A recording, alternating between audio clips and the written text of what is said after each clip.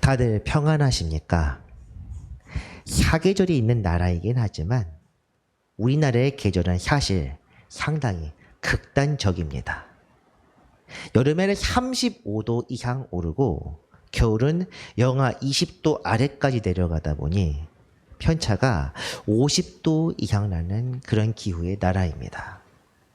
물론 우리나라도 부산이나 이런 해양성 기후를 가지고 있어서 좀 덜한 곳도 있지만 강원도 같은 경우는 정말 극심한 여름과 겨울의 편차를 보이고 있습니다. 그래서 어떤 계절을 더 좋아하느냐 보다는 어떤 계절이 더 힘든가 이런 질문에 적합한 나라. 저는 개인적으로 여름이 조금 더 힘든 것 같습니다. 물론 20, 30대 때보다 추위에 대한 저항력이 좀 떨어지긴 했지만 아무래도 여름이 벌레나 병에 더 취약하다는 것이 주된 이유입니다. 사실 지금도 몸이 아주 편하지는 않지만 그래도 이렇게 서서 여러분께 말씀을 전하게 됨을 참 감사하게 여기고 있습니다. 성도 여러분들도 여름철 무더위를 해결할 수 있는 여러 병들로부터 건강하시기, 조심하시고 건강하시기를 바랍니다. 이제 산상수훈 5장이 끝나고 6장으로 넘어왔습니다. 5장이 가장 기본적인 율법에 관한 말씀이라면 6장은 성도로서 살아가야 하는 것이 어떤 것인지를 가르치는 말씀이 나와 있습니다. 구제, 기도, 금식. 이것들은 당시 유대 사회의 신앙생활에서 반드시 행해야 하는 것들이었고 특히 바리새인들은 이런 경건 생활을 굉장히 강조했습니다. 이 6장의 말씀이 우리에게 중요한 이유는 한국교회 신앙생활 역시 이처럼 겉으로 드러나는 행실을 상당히 강조하기 때문입니다. 구제는 봉사라는 이름으로, 기도는 예배를 포함한 전반적인 신앙의 예식들로, 금식은 절제 혹은 경건이라는 이름으로, 그리고 6장 후반부의 내용인 재물에 관한 어떤 관점 역시 축복이라는 이름으로 잘못 해석되는 경우가 상당히 많습니다. 우리는 주님께서 가르치신 이 산상수훈을 통해 신앙관을 바로잡고 어떤 삶으로 하나님께 영광을 돌릴 수 있을지 잘 생각해 보아야 합니다. 앞으로 나누게 될 6장의 말씀 속에서 성령께서 깨닫게 하시기를 바랍니다. 5장 전체의 주제가 지난주 말씀 마지막 부분 48절에 나와 있는 것과는 달리 6장의 말씀 전체 주제는 맨 앞구절에 있습니다. 6장 1절 말씀 한번 같이 보겠습니다. 사람에게 보이려고 그들 앞에서 너희 의를 행하지 않도록 주의하라. 그리하지 아니하면 하늘에 계신 너희 아버지께 상을 받지 못하느니라. 아멘. 1절 핵심 말씀은 사람에게 보이려고 하지 말라는 것입니다. 당연한 이야기처럼 사실 들립니다. 이것은 티나게 하지 말라. 당연한 이야기처럼 들리지만 의외로 사람에게 보이기 위해서 선을 행하거나 봉사를 하는 사람들 굉장히 많습니다. 말로 자랑하고 자기 자신을 끊임없이 드러내는 사람들을 가리키는 것이 아닙니다. 자신의 행위에 대해 인정받기를 원하는 사람들도 이런 것에 해당됩니다. 가만 보면 인정욕구라고도 부르는데 이 인정욕구란 나 자신의 가치를 나나 타인의 평가를 통해 결정하는 사람들, 그런 사람들에게 있는 욕망입니다. 이런 사람들은 결국에 하나님이 아니라 사람들의 눈을 의식하고 그들에게 자기 삶을 맡겨버리는 그런 타율적인 인생을 살게 되어 있습니다. 6장은 이처럼 사람들의 인정욕구에 목마른 이들, 바리새인들의 삶을 살아가는 사람들을 가르치는 말씀입니다. 다시 1절 말씀 한번 보자면 사람에게 보이려고 그들 앞에서 너희 의를 행하지 않도록 주의하라. 이렇게 말씀합니다. 이것은 남들에게 선한 사람, 훌륭한 사람으로 인정받으려는 목적으로 남들 앞에서 의로운 행동에 현행을 하지 말라는 말씀입니다. 그런 목적으로 하지 말라. 오늘 1절은 그렇게 했을 때 혹은 그리하지 아니하면 상을 받지 못한다. 그렇게 했을 때 하나님께 상을 받지 못한다. 이렇게 결론 짓고 있습니다. 이 말씀이 6장 전체의 주제입니다. 사람에게 보이려고 하지 말라는 것. 구제든 기도든 절제든 다 마찬가지입니다. 그렇다면 누구에게 보이려고 해야 되느냐? 보이려고 할 것이 아니라 하나님 앞에서 올바른 자로 살기 위해서 주님께 순종하는 마음으로 주께서 원하시는 것을 하라. 주님의 제자답게 주께서 원하시는 것을 하고 주께서 기뻐하시지 않는 것을 하지 않는 것, 그것이 바로 성도의 올바른 삶입니다. 이것을 생각하면서 보고 오늘 첫 번째 주제 말씀, 구제에 대해서 한번 말씀을 나눠보겠습니다. 구제란 무엇입니까? 한자로는 구원할 구에 도울 제자를 써서 가난하고 어려운 처지에 있는 자들을 도와 형편을 개선하는 행위를 가리킵니다. 자선, 적선도 비슷한 뜻으로 사용됩니다. 이 자선과 구제는 율법 시대 때부터 강조되었던 것들입니다. 우리가 잘 아는 말씀 중에서 고아나 과부를 돌아보라는 말씀, 혹은 나그네를 돌아보라는 말씀, 왜 그렇게 이야기합니까? 너희도 나그네였으니까. 애굽 땅에서 너희도 나그네였기 때문에 나그네를 돌아보고 고아 과부를 생각하라는 그런 말씀이 율법 출애굽기 말씀에도 있습니다. 또는 자기 땅을 가지고 있지 않은 레위인들을 위해서도 그들을 생각하며 돌아보라. 그들을 위해서 3년에 한 번씩 11조를 모아서 그들을 구제하라 했던 것이 오늘까지 이어지고 있는데, 그 11조의 의미는 조금 요즘은 다르게 해석되고 있습니다. 이 11조와 구제, 이것에 대해서도 말할 기회가 언젠가는 있으리라고 생각합니다. 어쨌든 구제, 가난하고 어려운 일을 돕는 것들은 상당히 권장되는 일이며, 자연스럽게 자선 사업을 많이 하는 사람들은 모든 사람들에게 칭송을 받았습니다. 룻기에 등장하는 보아스라는 사람의 인물을 소개할 때 이 사람이 어떤 사람이다 이야기하는 것이 아니라 보아스가 나갔을 때 사람들이 그를 칭송하며 그에게 이렇게 말을 합니다. 여호와께 은혜를 받으소서. 그 이유가 무엇입니까? 그가 부자요 지주였기 때문이 아니라 가난한 사람들을 학대하지 않고 너그럽게 대하며 도왔기 때문입니다. 오늘날에도 자선을 많이 하는 기업, 사회 봉사를 많이 하는 부자들의 평판이 좋은 것처럼 옛날에도 그랬습니다. 따라서 바리새인들, 당시의 종교인이나 지식인들은 자신의 평판을 위해 남들 앞에서 구제를 굉장히 열심히 했습니다.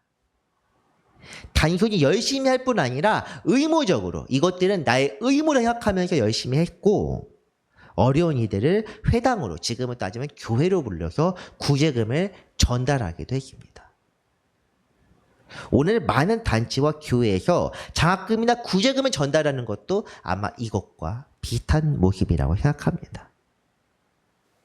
그런데 이런 행위들, 사회적 기업들을 통해서 요즘도 뭐 월드비전이나 이런 데들 혹은 교회에서 장학금을 줄 때, 혹은 지방에서도 혹은 연회에서도 이런 어려운 사람을 돕는 것들 대략으로 봉투를 주면서 이런 자세로 사진을 찍습니다.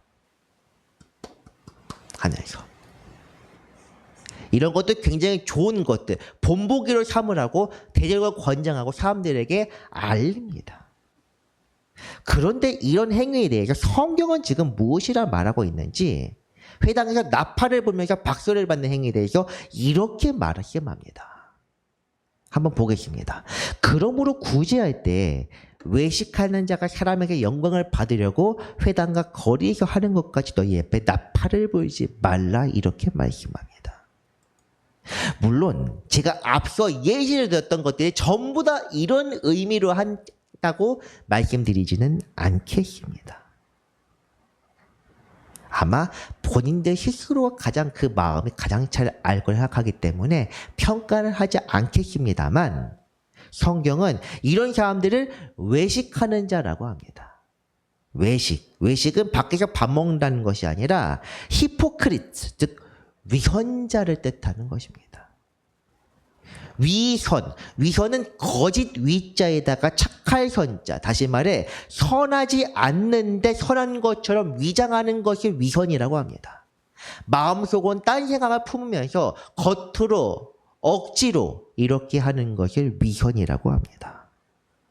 사람에게 영광을 받기 위해, 인정받기 위해, 인정 욕구에 굶주려서 하는 행동들, 이것을 성경은 위선이요 위선자라고 부르는 것입니다. 그런 점에서 요즘 대대적으로 공개적으로 전달하거나 사람 앞에 박수를 받는 행위들 모두라고 할 수는 없지만 일단은 그 형식은 위선의 형식을 띠고 있습니다. 그래서 오늘 이 2절 말씀에서는 그들은 자기 상을 이미 받았다 이렇게 주님께서 말씀하십니다. 자기 상을 이미 받았다는 그것이 무슨 뜻인지 1절에도 물론 상에 대한 이야기가 나와 있습니다. 상을 받지 못하느니라. 이 상은 하늘의 상입니다. 하나님께서 주시는 상. 2절의 상도 마찬가지. 그들은 자기 상을 이미 받았다. 이 자기 상이라고 하는 것에 대해서 우리 한번 생각해 보겠습니다. 상급 이런 것들 교회에서 참 많이 사용합니다. 자, 여러분. 상과 선물의 차이가 무엇인지 아십니까? 이것은 어떤 내가 말하는 것이나 행동 혹은 내가 하는 모든 것들, 이런 것들에 대해서 그에 대한 대가로 받는 것이 상입니다. 선물은 무엇입니까? 대가가 없이 받는 것이 선물입니다. 그럼 여러분께 다시 한번 묻겠습니다. 구원은 상입니까? 선물입니까? 기초적인 질문이니 아마 다들 대답할 수 있으리라고 생각합니다. 구원은 선물입니다. 우리가 노력해서 받을 수 있는 것이 아니고 우리가 열심히 한다고 구원의 등급이 나눠지는 것이 아니기 때문에 구원은 은혜요, 선물이라고 성경에서도 이렇게 말씀합니다. 그런데 흔히 교회에서 직임을 맡길 때 거절하는 말 중에서 이렇게 답하는 분들이 상당히 많습니다. 저는 못해요. 상급은 바라지도 않고 구원이나 받으면 충분합니다. 구원이라 말할 정도로 구원 자체가 그렇게 기초적인 것인지는 모르겠는데 여기서 대충 깔려있는 기본의 어떤 깔려있는 생각은 무엇이냐? 일하면 상 받고 가만히 있으면 구원받는다. 그리고 또 하나 무엇이냐면은 구원과 상급을 엄격하게 구분하고 있습니다. 믿어서 구원받고 행하면 상급 받는다. 꽤 오래전 교회에서 많이 사용되었던 표현 중에서 믿음으로 구원받고 행함으로 상급받자 이런 말들이 꽤 많이 있었습니다. 아마 신앙생활 오래 하신 분들은 한 번쯤은 들어보셨을 거라고 생각합니다. 그런데 우리는 상을 주시는 분과 선물 주시는 분이 같은 분이라는 사실을 종종 있습니다. 더욱이 구원이라는 것들을 우리가 이미 선물로 받았고 그 선물은 빼앗아가지 않는다. 이것은 내 거다. 이렇게 생각하는 사람들이 정말 많이 있습니다. 이것이 구원에 관한 가장 큰 오해입니다. 구원이란 무엇입니까? 우리 히브리서에서도 많이 읽었는데 구원은 이루어가는 것입니다. 평생에 걸쳐 이루어가는 것이며 전에 믿던 사람들이 실족해서 구원에서 떨어지는 경우 있을 수 있습니다. 내가 한번 구원 받았으면 그 순간부터 하나님께 나를 지켜주셔서 내 구원은 절대 빼앗아가고 없고 심지어 하나님도 빼앗아갈 수 없다고 생각하는 사람들이 정말로 많습니다. 이건 내 거야. 누가 그걸 보장합니까? 아니, 처음 내가 구원받았다고 확신하는 것 자체가 어디서부터 기인했는지 이것이 그냥 내 마음속에 나는 구원받았다는 일종의 자기 최면으로 구원의 확신을 삼는 사람들이 정말 많다는 것. 참으로 안타까운 일입니다. 우리가 분명히 알아야 할 것은 구원을 받는 사람들, 구원에 이르는 이가 상도 받습니다. 그리고 하나님의 칭찬도 받게 될 것입니다. 이 상급과 구원은 엄격하게 나누게 된 것이 바울 서신의 어떤 말씀 때문인데 고린도서에 나와 있는 말씀입니다. 그 말씀 한번 보겠습니다. 만약 누구든지 그 위에 세운 공역이 그대로 있으면 상을 받고 누구든지 공역에 불타면 해를 받으리니 그러나 자기는 구원을 얻되 불가운데서 얻은 것 같으리라. 이 말씀 때문에 상과 해를 받아도 구원을 받는다. 상은 못 받아도 구원은 받을 것이다. 이렇게 생각하는 분들이 있습니다. 공역이란 무엇입니까? 애쓰고 노력한 것입니다. 내가 애쓰고 노력하는 것이 그대로 있으면 상을 받고 공역이 불타버 없어져 버리면 해를 받겠지만 어쨌든 구원은 받을 것이다. 화상을 입은 채로 구원에 들어간다고 그렇게 생각하는 것 같습니다. 그런데 이 말씀을 엄밀히 말해서 이 말씀도 빌립보서 4장 13절 내게 능력 주시는 자 안에서처럼 맥락 없이 읽었을 때 굉장히 우습게 들리는 이상하게 들리는 말씀 중에 하나입니다. 이 말씀 앞에 무슨 내용이 나와 있냐? 고린도서 3장 내용. 예수 그리스도는 확고한 터 위에 있을 때 우리가 각각의 역할을 했을 때 그 역할대로 주님께서 인정하신다는 것. 이 고린도서 첫 부분이 어떤 내용인지 아십니까? 한 교회 안에서 사람들이 서로 파벌을 나눠서 싸우고 있는데 나는 바울에게 속했다. 나는 아볼로에게 속했다. 나는 베드로에게 속했다. 심지어 나는 그리스도에게 속하였다. 그 사람들에 대한 이야기입니다. 너희들이 예수 그리스도 안에 분명히 서 있으면은 바울에게 속했든 아볼로에게 속했든 그것이 중요한 것이 아니라 너희들이 하는 어떤 것들이라도 그에 대해서 하나님께서 판단하시고 그에 대해 상을 주시든지 혹은 벌을 주시든지 할 것이다. 그런 이야기입니다. 어쨌든 이 여기 나와 있는 사람들이 하나님의 부르심에 따라 순종하는 사람들이며 그 뜻에 따른 추종자들도 예수 그리스도는 분명한 털 위에 서 있어야 한다는 것을 전제하고 있습니다. 주님 안에 서 있으면서 서로 다른 길을 가게 되면 다른 방법을 살아가게 되었을 때 그 방법이 설사 잘못된 것이라고 하더라도 구원받을 수 있다. 왜냐하면 그 사람의 마음의 중심이 주님께로 향해 있기 때문에. 그런 이야기입니다. 사람에 대해 판단하지 말고 그 사람이 예수 믿는 방법에 대해서 내가 저 사람 잘못돼서 저 사람처럼 살면 안 되는데 이렇게 섣불리 판단하지 말라는 그런 뜻입니다. 왜냐하면 그의 삶은 이미 주님으로 중심을 잡고 있다면 그 사람의 삶이 하나님의 성전이요. 성령께서 그 안에 거하시기 때문입니다. 그래서 우리가 읽은 이 말씀, 고린도서 3장 14절 15절 다음 말씀이 16절과 17절 말씀이 이것입니다.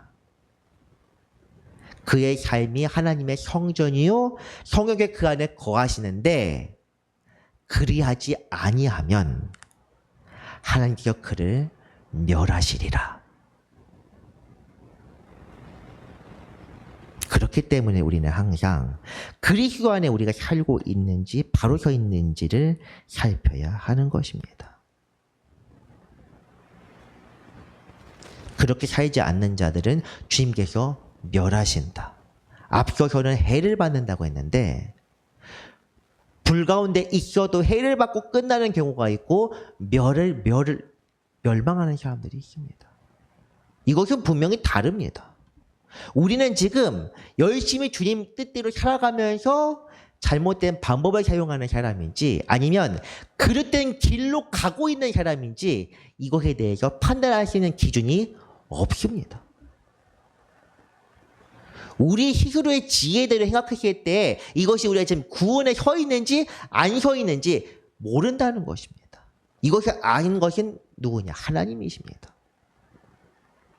하나님만이 아시며 그분께서 성령을 통하여 깨닫게 하십니다. 어떻게 깨닫게 하시느냐? 말씀에 순종하는 것으로. 주님의 비유 중에서 달란트 비유가 있습니다. 5달란트 받은 사람, 2달란트 받은 사람. 그들의 일에 충실해서 상도 받고 주님의 즐거움에 참여할 수 있었습니다. 제가 이 이야기에서 한번 성도님들하고도 그리고 가족들하고도 여러 번 이야기하는 것이 있습니다. 3달란트 받은 사람 하나쯤 만들어서 열심히 했는데 말아먹는 경우 어떻게 될까? 고린도전서 저 3장 말씀이 답입니다. 해는 받겠지만 그래도 적어도 내쳐지지는 않을 것이다. 그에 대해서 분명히 벌을 받거나 매를 맞을지 몰라도 어쨌든 주인의 집에 여전히 살 수는 있을 것이다. 이것이 주님께서 주신 답입니다. 그런데 상을 받지 못하고 쫓겨나는 사람이 있습니다. 어떤 사람입니까? 달란트를 받았는데 그냥 땅에 묻어둔 사람입니다. 이런 사람을 구원이라고 할 수 있습니까? 이것은 구원이 아닙니다. 멸망하는 것입니다. 그러니 6장 우리가 오늘 본문 말씀을 읽을 때 행실에 관한 말씀을 읽으며 이것은 이 구제나 기도나 금식은 우리가 어떤 구원과는 관계가 없고 상을 받을지 말지에 대한 이런 문제를 생각하면 안 됩니다. 애초에 이 6장 말씀의 비교 대상은 바리새인입니다. 왜 위선자처럼 살지 말라네. 위선자란 바리새인입니다. 위선자처럼 살면은 상을 받지 못한다 정도가 아니라 멸망한다. 이렇게 이해해야 합니다. 그러므로 오늘 우리에게 주신 명령이 하나님의 말씀이 분명히 깨닫고 앞으로의 삶에서 주님의 삶의 지표로 삼으시길 바랍니다. 어쨌든 오늘 말씀의 핵심은 사람에게 의를 드러내지 말라는 것입니다. 그 이유에 대해 1절과 2절에서는 각각 하나님께 상을 받지 못할 것이며 이미 자기 상을 받았다고 표현합니다. 자기 상을 받았다는 것은 인간들에게 인정받는 것, 이런 것들이 하나님의 인정과 서로 양립할 수 없다는 것을 분명히 알아야 합니다. 정확하게 말하자면 하나님께 충성했을 때 하나님과 그분의 택함받은 사람들에게 인정받는 것, 이것이 우리를 상을 받게 하는 것이요, 우리를 하나님의 뜻대로 올바르게 산다 인정받을 수 있는 행동이라는 것입니다. 적어도 세상에서 드러나는 것, 이런 것들은 하나님께서 기뻐하시지 않습니다. 경우에 따라 하나님의 복음을 위하여 드러나게 하실 때는 있지만 우리 스스로 이런 것을 한다고 이것이 주님의 뜻이라며 주님의 이름을 드높이는 것이라며 스스로 나팔을 불면서 박수를 치면서 사람들 앞에 서는 것, 이것이 올바르지 않다는 것을 우리가 분명히 알아야 합니다. 그러므로 우리가 해야 할 일은 이런 구제나 선행을 은밀하게 하는 것입니다. 3절과 4절 말씀으로 이어집니다. 너는 구제할 때 오른손이 하는 것을 왼손이 모르게 하여 내 구제함을 은밀하게 하라. 은밀한 중에 보시는 너희 아버지께서 갚으시리라. 아멘. 오른손이 하는 것을 왼손이 모르게 하라. 이 구절로 꽤 잘 알려진 말씀입니다. 실제로는 오른손이나 왼손이 다 우리 몸이기 때문에 모르게 할 수는 없지만 그 정도로 은밀하고 조용히 행하라는 뜻임을 모르는 분은 아마 없으리라고 생각합니다.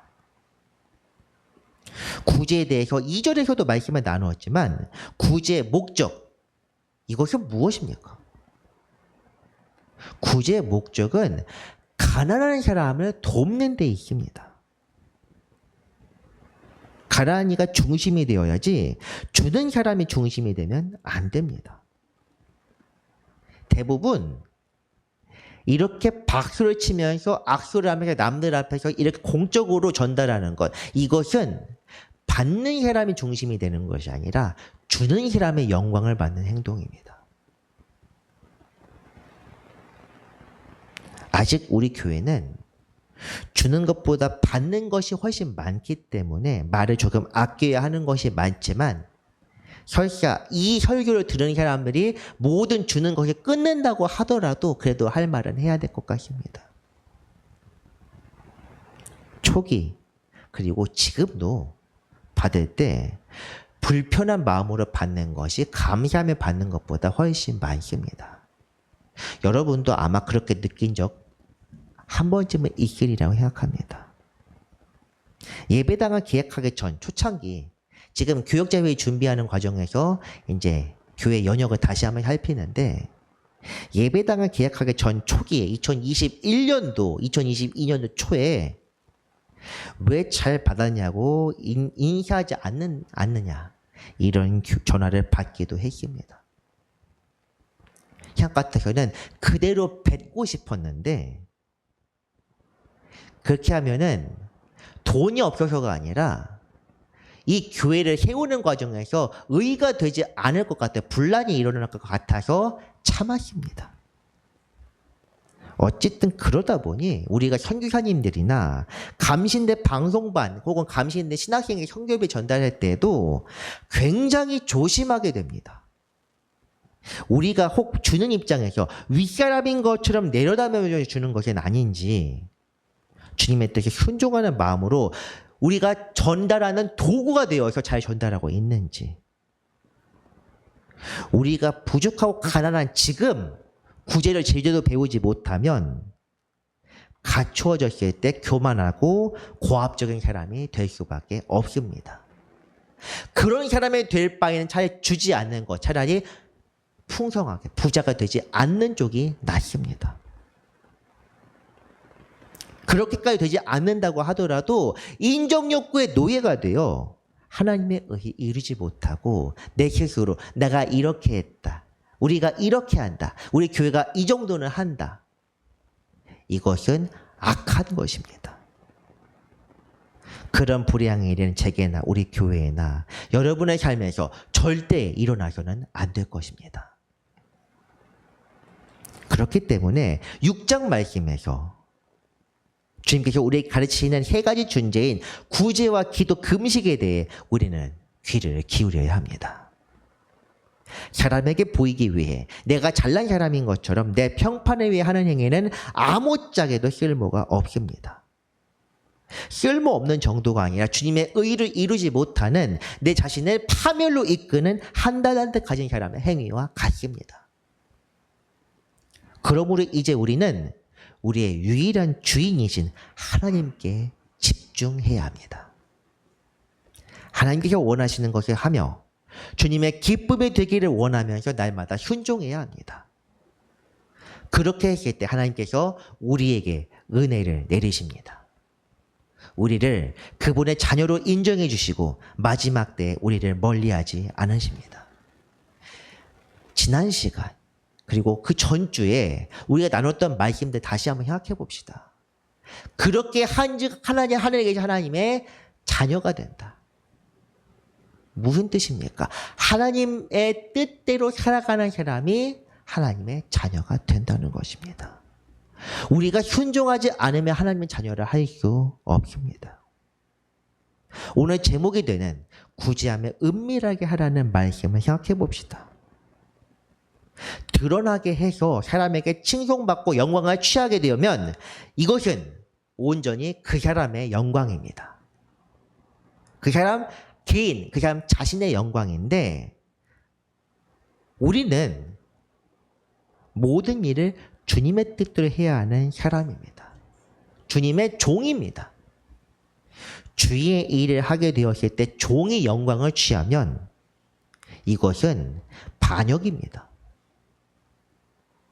내가 하나님의 이름으로 일을 행했다고 할 것도 없습니다. 많은 사람들이 이렇게 얘기합니다. 내가 높은 자리에 가서 하나님의 이름을 부르면 그것이 하나님께 영광이 된다. 천만의 말씀입니다.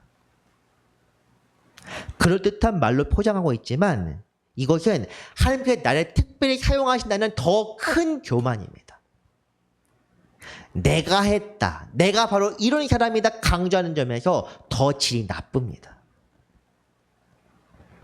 그렇기 때문에 주님께서는 오른손이 하는 일을 왼손이 모르게, 심지어 구제 당사자조차 모르게 현행을 베풀라고 말씀하십니다. 내가 은밀하게 행하면 행할수록 하나님께서 영광을 온전히 받으십니다. 그리고 그 은밀한 행위에 대한 상을, 영적인 은혜를 온전히 내가 취할 수 있습니다. 세상에 거기에 욕심이 많은 사람들은 세상에서 영광과 상을 취합니다.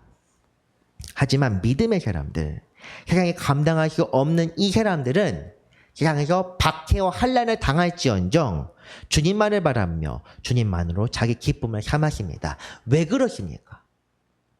이 땅의 것은 아무것도 아니요 하늘의 것이 참된 것이고 우리에게 가장 소중하고 귀한 것임을 알기 때문입니다. 그렇게 순종한 사람들은 주님과 은밀하게 교제하며 은밀한 상을 받았습니다. 사랑하는 성도 여러분, 우리는 주님의 제자요 하나님의 자녀입니다. 이것을 믿는 분이라면 하나님께 온전히 인정받고 하나님의 상을 받아야 합니다.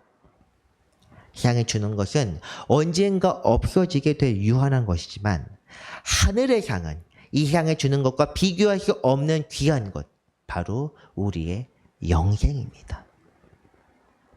무엇보다 이처럼 주님께 충성된 사람은 마지막 때 주님께 사람 앞에서 높임을 받게 될 것입니다. 이것이 바로 우리의 구원이요.